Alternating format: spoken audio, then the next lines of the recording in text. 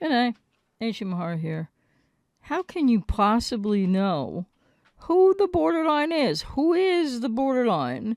And maybe, well, that many people have even been married to, like for 25 years, 15 years, 10 years, 5 years, 7 years. And no, those relationships aren't going smooth for that whole time. And then people wonder, well, how come some people with BPD last in relationships? And the relationship I had with my borderline, people say, was just like months, or it was impossible. Relationships are impossible. And people with codependency really need to learn that and understand that and actually stop denying that and trying to twist yourself into a pretzel to be with somebody with BPD. Patterns of undiagnosed or diagnosed, not treated, even if they're going to therapy and you have all this false hope. Who is the borderline? And the bottom line of that is you can't possibly know because they have no idea. I'm going to do responses to 2 comments which are dealing with the same basic subject area. Not only they're not saying who is my borderline, but in essence, perhaps that's what they're aiming at when they're talking about in the one comment that my husband has 2 moods or 2 modes. One is all good and one is all bad. And another commenter said, can people with BPD just not be on both sides of the good, bad reality of the way they split and how they relate to you? These are people probably coming more new to the situation, to realizing there was somebody with BPD. And I think in both of these comments, unlike a lot of comments, these are both women who are with BPD men. Not that it's totally different with BPD women for men. So the first commenter, my husband has 2 moods. One is the best husband in the world. Her husband is either like all one mood or the other. He's either the best husband in the world, and the other one is, so the other part, of this person with BPD that you can't know who they are because they don't know, and they're going to have maybe some good qualities, but you're never getting back to the idealization with them, who you thought they were, who you fell in love with. And then there's they're triggered and all their sort of issues and then some are showing, and the splits of evaluations, whether they lead to ghosting or discarding, or just the cycles of that in a relationship, which will continue to get worse. The person says, yep, they're either the best husband in the world or the worst. He is always controlling over me, says this commenter. That's a big red flag. Like, that's not okay. That's abuse. He never understands my pain. People with BPD don't see you, don't hear you, and many people with BPD lack a tremendous amount of empathy. And why is it that when you're in pain, they don't see your pain? Sometimes if you're in emotional pain, if you're in pain because of what they're doing, how they're behaving, how poorly they're behaving, and worse, then they have no idea of how they affect others. So that doesn't excuse them at all, because that's how much they don't see you and how they're incapable of loving you. They're not capable of receiving your love. He blames me for every failure in his life. He said that I have no quality, and I guess no good qualities, to be a wife. Well, when he says that to this commenter, the borderline husband saying that to his codependent wife, you don't have any good qualities as a wife. He's projecting because he doesn't have really any positivity or maturity or congruence or known self to have any reasonable qualities as a husband. It's projection. He gets angry and violent for any small reason. Seriously, I mean this with no judgment. Why are you still there? He said that he needs love and care.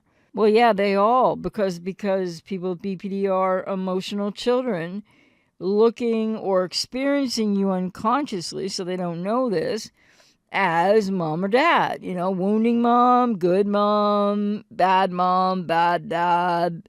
Parent never had an idealization, but in devaluation, they aren't seeing and hearing and relating to you. They might think they are, but they're relating to you as if you are one of their parents. So he said that he needs love and care. Yeah, baby them, take care of them, ride that rocky roller coaster, forget all about yourself. This is really the way it is in these relationships. He says he needs love and care. And then the commenter said, what I didn't give him. I'm not sure what you mean by that. Does he just feel like you didn't give it to him, but you gave it to him, but see, they can't receive it? His ex-wife left him 1 year ago. I can't make a decision because I love him, but I'm in pain. What can I do in this situation? Please suggest to me. I wonder how fast you got together. That's neither here nor there for me to, say anything about, but usually that's not a healthy sign. But his ex-wife left him 1 year ago. And so I don't know how long you've been with him. You're likely experiencing now the very core reasons why his ex-wife left him a year ago. You can't make a decision because you love him, but you're in pain. Well, the reality with these relationships, again, as I have said many times, but people don't see every video or whatever, you think you love him.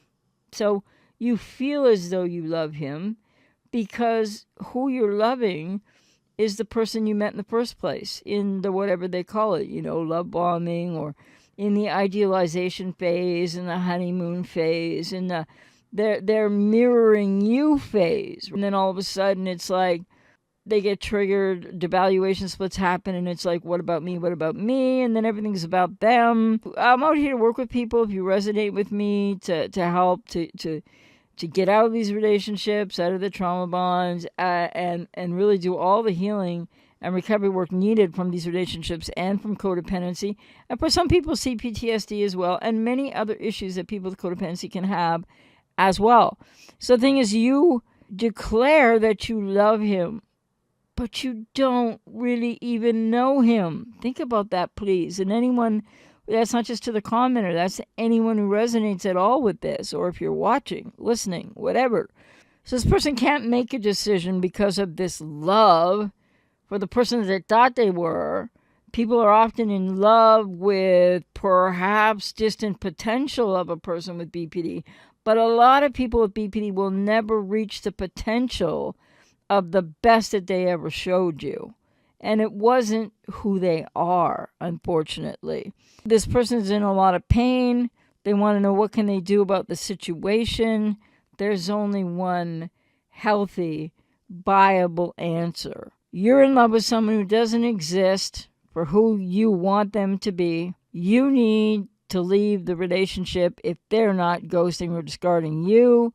You need to get into your own healing and recovery process, which I'm out here to help people with if you resonate with me.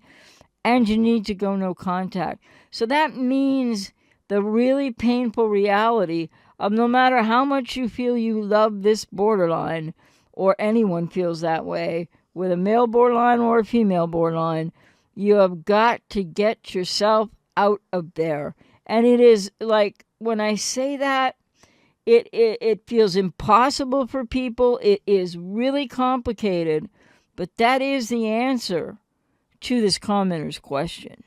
And then the other comment that I wanted to cover in this about, do you think you know your borderline? Who is a borderline? What part of the borderline you love? You're loving the person you thought they were. But again, with codependency, your love is not healthy. You're losing yourself in trying to give love to an empty abyss of an emotional child with arrested emotional development who has borderline personality disorder. It's not going to work. I hope people can realize that more and hear that, so that you can't wait to be ready. You just need to take some healthy action for yourself. And it's really hard. It's difficult. It's a process. It's agonizing. And the BPD relationship breakup is unlike any other relationship breakup. So this other commenter says, another question, because they've asked me some other questions on certain videos. Can they not be both sides? So they've been with a borderline male. Doesn't matter male versus female. If you're a man, think about this from your perspective of being with a borderline female, because this applies to you too. Can they not be both sides? And I think what they mean by that is, can it not be true that while they do all this crappy stuff over here, they annihilate you, they are causing, and you're staying there, but they're causing you to lose yourself more and more, and you may or may not be aware of that, and they're very rarely in that positive space, because after a lot of devaluation splits in any relationship, if it isn't a devaluation to ghost or discard, that just keeps being this cyclical thing, then when they're back to sort of being that person you hope they were, or you think that, maybe they say hi and they're nicer and stuff, they don't have a sense of self. They're still not really who you're perceiving in those moments. Back and forth with the really painful and bad moments. So, and it's not re-idealization after a while in relationships, after the honeymoon phase and the first major splits of devaluation. It's just them coming back to base mood. And as I've talked about before, and you can look on this channel I have a video with something called BPD approach avoidance conflict, because it is the heart of the core of BPD and that woundedness and that trauma, that they are going to approach you because they're at base mood after a lot of splits in relationships to devaluation of you. And then they're going to get back to base mood and they're going to be in approach mode again because they've been feeling a lot of abandonment. And then even if you're still in the relationship and they don't go away and then come back and all that stuff. So with that, they can't be both sides, because the side that is the real is the side that really is the absence of the person that you think you know and love, the borderline lack of self, unstable sense of self and identity, is who they really are. So it's who they aren't, but it's who they really are.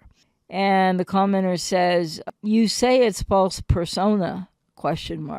People with BPD are totally living out of a false self because they lose the authentic self to attachment and or abandonment trauma and other forms of very serious, annihilating, adverse childhood experience for way more people with BPD than not, 87% plus. And so with that, they lose the self, okay? And they don't grow through the rest of the stages of early childhood development. So then the false self rises because, and I'll always use this quote, the mother of object relations theory, Melanie Klein. The quote is, abandonment trauma causes the psychological death of the otherwise burgeoning authentic self, end quote. So they're gone. The child's ego state is fragmented off and lost.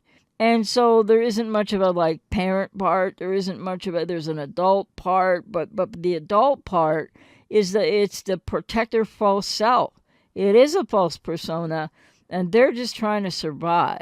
This is why a lot of people with BPD are absolutely just using you. Not on purpose, not intentionally, but what does it mean for you? Because it is how it is. So no, when you say that I say it's a false persona ? I'm not just saying that. We know that. That's in all the clinical books. That is something that is just a base known reality about borderline personality disorder. They are living through a false self because they don't know who they are. They have no sense of self. That part is sort of just split off, fragmented in early childhood, usually before the age of 2, when they suffer the arrested emotional development that is at the core of everything to do with who is your borderline, and you're never going to figure that out, unfortunately. Are the positive qualities not real? I'm finding it hard to know who the real him was. Well, the positive qualities, to the degree that people hang their hats on those, and that's what you see in the love bombing stage, for lack of a better way to put it, where they're mirroring you and they're people-pleasing you and they're just wanting you to love them so bad or like them so bad that they are like, if you said that your favorite hobby was getting a piece of hair. Kids used to do this in high school, and I like to use the absurd, but it happened. I had, guys would pull hairs out of my head when I had long hair when I was a teenager, and like string flies to the hairs. I don't know, it was too gross for me to understand how that works. But let's just say you say, whether you're a female or a male, to your borderline, person you're getting to know, you say, guess what? My favorite hobby is getting hair, or some other thing maybe that would work. I don't know. Ew, right? And I like stringing, dead flies on these, hairs or whatever. And then the person with BPD goes, wow, me too. It's absurd how they don't know themselves at all. The positive qualities mostly aren't real. But having said that, do people with BPD have some talents or creativity or maybe even incredible IQ? Yes, they can have those things. But in relationships, and with BPD being primarily a major relational disorder, they can't put their positive qualities or their talents or even the IQ with which they might dazzle you with knowing about many things or having a successful career. They get triggered and become like into the emotional side of things out of that intellectual part of self that's growing with each year they get older, unlike the emotional part of them. So in the relationship, when they have to relate to you, you have to try to relate to them, it all breaks down. And so then really the positive qualities, even if they're still functioning at work with talent or IQ, they don't have the emotional intelligence for the relating and the relationship. So those positive qualities, at best, they sort of wax and wane. They often kind of disappear in interpersonal relating. They may still hold on. Some high-functioning people with BPD may be able to have, their positive skills, talents, and IQ, if they can not have too many fractures and ruptures in coworker relationships, which many of them do, they can succeed in business or succeed in other areas of life, but not interpersonal relationships, not friendships, usually not even getting along with family. So if you keep that in mind, for the reason that you're asking the question, and if anyone else relates to this, no, they can't bring those positive qualities in any stable, consistent, congruent, age-appropriate way into the relationship. So you're really not going to experience much of them. And you're finding it hard to know who the real him was. Grammatically, that hurts a little bit. But you're not going to ever know who he really is or who she really is, because people with BPD don't know who they are. You have to go with the injurious nature of how they are maybe good 1 minute and then they're treating you horribly the next. You have to go with what is costing you your sense of self to various degrees for many people.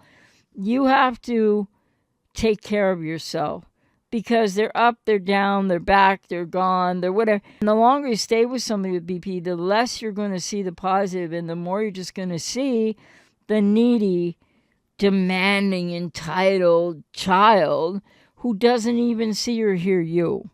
The reason I stayed so long was the intermittent phases and glimmers of him being so attentive, loving, accountable, caring, etc. But then he would split, and suddenly it was like the same broken record again, and he would insult me and be incredibly rejecting and devaluing. That's why a lot of people are still stuck in these relationships, still staying. Sounds like that's why you stayed a long time, so maybe you're not there now. But, I'm out here to work with people that resonate with me on these healing recovery journeys, because I hope you're going to take one for yourself and not just think that because now the relationship is off that you're okay. Because obviously if you're okay, you wouldn't be watching my videos and asking these questions, right? With all due respect. The person stayed so long because of the intermittent phases of glimmers of him being all these positive, wonderful things, but that's not who he really is. And so that's the intermittent reinforcement of the trauma bond So what this commenter is describing is what's known as the intermittent phase, intermittent reinforcement, which isn't true about who the person with BPD is, or that they can really love you, or that they take in your love. And the intermittent phase, intermittent reinforcement, is a major part of the trauma bond and what keeps people with codependency stuck in relating to these people and then ruminating about them if they've ghosted or discarded you, or if you've had a breakup with them.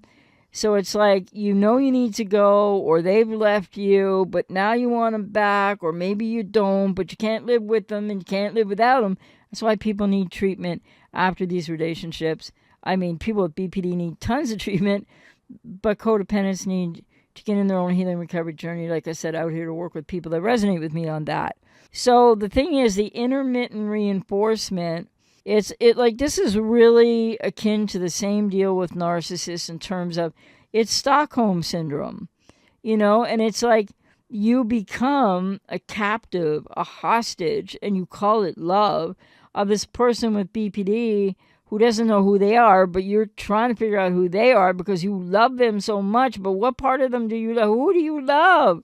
People in these relationships, after a while, various different times for different people, you have to come to realize, people will come to realize, it is exceedingly painful. And you have my empathy and compassion about that for sure. And the fact of any issues people bring up and all the troubles that many of you are going through that are similar, different, etc. Because the Stockholm syndrome is they've taken you hostage. You're now identifying with, you're loving that part of them that gives you this intermittent reinforcement. Oh, so rarely as relationships go on. And no, I'm not saying people with BPD do this necessarily all consciously. Some may, many don't, but it's still happening. So it doesn't matter whether they know what they're doing or not. And so if you think of it this way, when you say you really love this, whether you're with them now or not, you love the borderline, whether it's a male or a female, and you're having a hard time, people do, letting go, processing what just happened. I love this person. You're loving the person that they really aren't. You're loving the ideal person that showed up in the beginning. You're in love with their potential. You're in love with the want for them to be who you thought they were. And you're not going to get those things back. You might get small flashes. So I'm not saying people with BPD do this on purpose. Doesn't really matter, though. What happens for them is, and it's unconscious, but they grab you as object other parent representation. They don't know about this consciously. And they people please and they love bomb you. And then you think that's who they are. And then you discover it's not who they are. And no matter how many times they split you to devaluation, and then maybe they give you some intermittent reinforcement, some really good physical relations or another nice night along with that. And it's like, oh, it's all okay again. No, it's intermittent reinforcement. It's holding you, or you're allowing it now, if you know about this, to hold you hostage. They are hostage takers. Sometimes literally holding people in rooms, sometimes literally blocking people from leaving areas, etc. But they're hostage takers emotionally. And they just take. You can't know, like this intermittent reinforcement that keeps people stuck. And then you're trying so hard to get him to go to therapy, or people try so hard to get the person with BPD to go to therapy.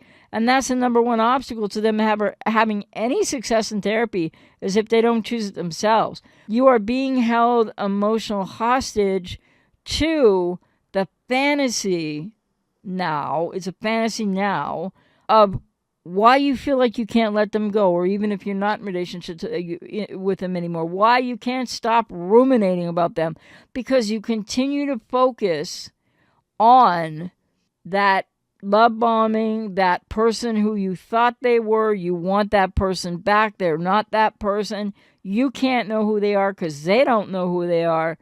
And you gotta get out of being held an emotional hostage.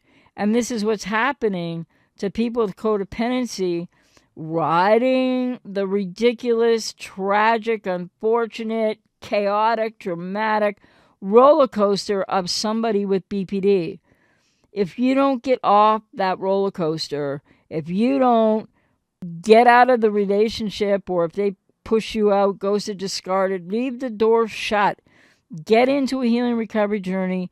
Out here to work with people that resonate with me, because you're never going to know who they are, and know they can't be both sides at once, and know the positive side of the intermittent reinforcement isn't even who they are. And how do they get back to that side sometimes? Not re-idealization, but feeling like they've been abandoned, even if you're still in the relationship.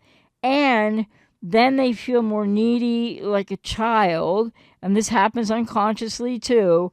And then they really want you. So they try to give you a nugget of something positive, so you'll take care of them more. So you'll be there for them again. It's never about you. So no, they can't be both at once. And people come to that realization when the pain, unfortunately, some people, it takes them getting to where they're almost not able to go on with their lives because the pain is so bad, the loss of self is so bad. People with codependency have to realize that who you thought they were is not who they are. Who you are loving is not who they are. And they can't receive your love. They don't love you back. They don't reciprocate. They don't understand mutuality. They are broken people who really need many, many years of treatment. And you've already suffered enough. They've captured you with, not consciously, but they've captured you, taken you hostage in a Stockholm-like situation where now you're just there. People that want their ex back, people that are hanging in too long in relationships, even all the ruminating if you broke up with them or they ghosted, discarded, and you're trying to stay away from them. What is that pull? It's not addiction. It's that you continue to believe something that was never true. That could feel like an addiction, but you are in love with somebody who never existed. You're in love with potential that many, many people with BPD tragically are never going to fulfill. And you can't know who they are because they don't know who they are. So the message is, don't let the intermittent reinforcement, so a little bit of good, don't let that take you away from what you really need and how you need to get out of the relationship or go no contact. Get into your own healing and recovery journey because you've lost and are losing yourself more all the time. That you continue to invest, whether you're aware of it or not. What you are doing is continuing to invest in somebody that you thought they were, that you loved, and or potential that they could be that person someday. Or, as I've had many clients say, well, there must be some good in there underneath, somewhere underneath it all. And you know what? There probably is, but these people are crushed. They are broken. They are fragmented. And so they can't reciprocate what you want. They can't be who you're trying to love endlessly to your own self-abandonment, loss of self. And a lot of people, ladies and gentlemen, they lose their own lives by unaliving themselves to the agony of not being able to work with someone and process and go through the process of healing and recovery to understand. Many people understand what I'm saying intellectually, but the challenge is to work it through emotionally. And then that involves your family of origin, your wounded inner child. That involves things about you. How did you get into the relationship? How did you get captured? How did you get taken hostage? Why is it that you will put up with so much horrible for a little piece of good? Because you deserve way more. That's not the way anybody should be living their lives. People, you don't know who your borderline is or was. You never will because they don't know who they are. And a high percentage of them are never going to solve that in their lifetimes. And that is a tragedy. But you need to take care of you.